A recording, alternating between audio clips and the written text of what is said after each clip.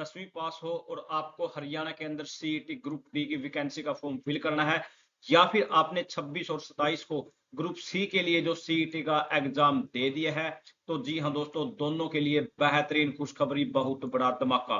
जी हाँ दोस्तों, HSC chairman Shri हिम्मत सिंह बिल्कुल ही एक्शन मोड में है, बिल्कुल ही सभी काम फटाफट से और लीगली प्रोसेस से किए जा रहे हैं। पहली बार ऐसा कोई, जी हाँ दोस्तों, चेयरमैन आया। जी हाँ दोस्तों, आपने थंबनेल में देख लिया, सीईटी ग्रुप डी फॉर्म शुरू पर धमाका। हरियाणा सीईटी 10वीं पास, जरूरी 10 डॉक्यूमेंट। जी हाँ दोस्तों, 10 ऐसी मैं चीजें बताने वाले हूँ, क्योंकि दोस्तों पिछली बार जब सीईटी के फॉर्म फिल हुए थे, शुरू हुए थे, उसमें कुछ कैंडिडेट ऐसे थे जिनके फॉर्म में गलती हो गई थी, कुछ किसी ना किसी कारणवश वो आज भी इंतजार में है कि इसका करेक्शन जो विंडो कब शुरू होगा। एंड सिलेक्शन प्रोसेस इसका क्या रहेगा, ग्रुप सी पोस्ट बढ़ेगी, कट ऑफ नीचे गिरी, बहुत बड़ा धमाका।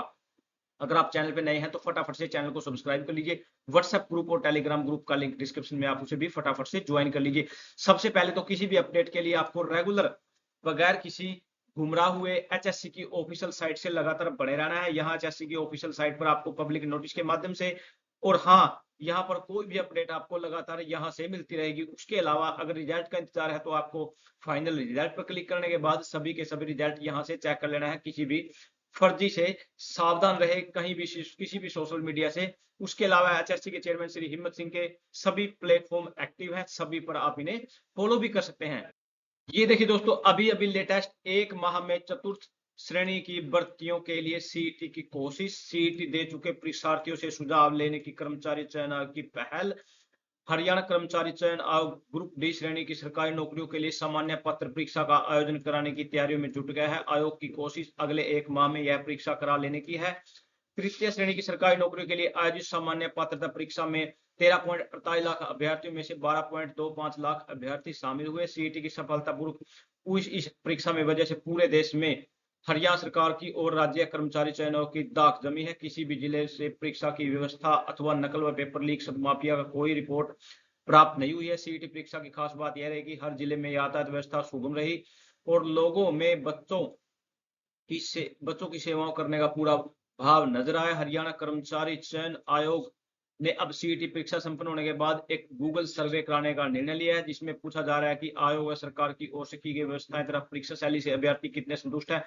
अभ्यर्थी की ओर से प्राप्त होने वाले सुझावों से ग्रुप डी की भर्तियों के लिए यहाँ क्या बोल दिया है, भविष्य में बेहतर पारदर्शिता, अभ्यर्थी केंद्रित परीक्षा प्रक्रिया सुनिश्चित करने की मदद मिलेगी। कर्मचारी चयन आयोग के चेयरमैन हिम्मत सिंह ने अपने फेसबुक अकाउंट पर इस सर्वे के लिए एक लिंक भी साझा किया। करीब 3 साल पहले तृतीय श्रेणी की भर्तियों के लिए सीईटी की परीक्षा 11.5 लाख अभ्यर्थी बैठे थे, जबकि चतुर्थ श्रेणी की भर्तियों में हुई सीईटी परीक्षा में 8.5 लाख अभ्यर्थी बैठे थे।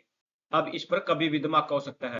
यहाँ पर सीईटी के बारे में देख लेते हैं। सीईटी में पदों की संख्या बढ़ेगी, नई पोस्ट भी देखने को मिल सकती है।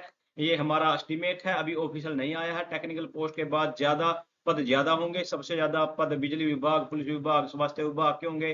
ग्रुप सी की भर्तियां एक साथ नहीं होनी, यानी अलग अलग रिजल्ट आएंगे। कुछ भर्तियों के एग्जाम इसी साल होंगे जो पिछले सीईटी में रह गए, बाकी भर्तियों के एग्जाम अगले साल होंगे। ये भर्तियां 2027 के शुरुआत में पूरी होगी। इस बार आपको एचएससी खुशखबरी देगा, एग्जाम कैलेंडर की, मेंस की नोटिफिकेशन के साथ साथ एग्जाम कैलेंडर देने की भी खुशखबरी यहाँ पर मिल सकती है। अगर पोस्टें बढ़ती हैं तो जाहिर सी बात है आप सभी के लिए खुशखबरी है, कट ऑफ उतनी ही नीचे आएगी। अब स्टार्टिंग से मैं आपको यहाँ बताने वाला हूँ, आपके लिए 10 जरूरी कागज लगा लीजिए, 10 जरूरी ऐसी चीजें जो आपको रेडी रखनी है। नंबर 1 पर है आपका आधार कार्ड होना चाहिए, बिल्कुल एक्टिव और अपडेट। नंबर 2 पर आपके पास फैमिली आईडी भी होनी चाहिए अगर आप हरियाणा के स्थायी निवासी हो। नंबर 3, आपके पास एक लेटेस्ट फोटो भी होनी चाहिए जो कि क्लियर, बिल्कुल साफ मेंशन होनी चाहिए। उसके बाद आपके सिग्नेचर होने चाहिए। उसके बाद सिग्नेचर, उसके बाद आपके पास लेटेस्ट मोबाइल नंबर होना चाहिए। उसके बाद आपके पास एक ईमेल आईडी वैलिड, 10th की मार्कशीट।